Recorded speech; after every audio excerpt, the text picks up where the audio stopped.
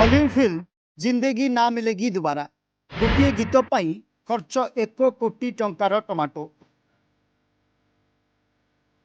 Portugal आसीथिला पाचिला tomato सबु tomato suiting रे नष्ट मध्य होइतिला।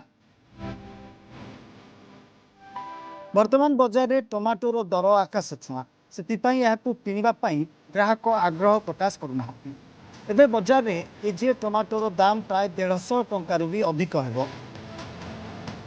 तेज टमाटोर दर अहेतुक वृद्धि पाई बेले बॉलीवुड फिल्म जिंदगी ना मिलेगी दोबारा रे टमाटो को नहीं एक रोचक कहानी मन पकाई। यह फिल्म टी प्राय 12 वर्ष पूर्ण कर सिनेमार एक गीतर दृश्य एभली अच्छी जो हृतिक और कैटरीना समेत अन्य कलाकार माने परस्पर को टमाटो फिंगुंट।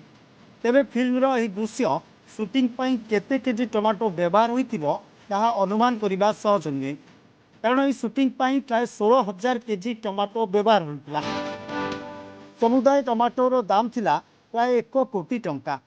केवल सेतिक नुहे, स्पेन टमाटो कंचा थिबारु पर्तुगाल पाचिला टमाटो अणा जाइतिला।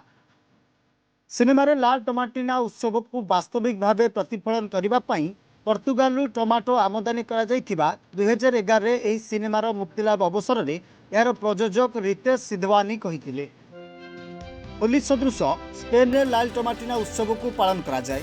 लोके एठारे परस्पर को टमाटो फिंगी उत्सव पालन करती। जो स्थान में यह उत्सव आयोजित हुए से समान स्थान में यह दृश्य को शूटिंग करा जाइथिला। एपरिक शूटिंग पाई सहर दुकान बजार मध्य बंद कर दिया जाइथिला। अवश्य अनेक लोक अଯଥାରେ टमाटो नष्ट करा जिबा कथा सेतेबेले कहिथिले, किंतु से समय से गीतटी बेस हिट मध्य होइथिला। Bureau report, reporters today.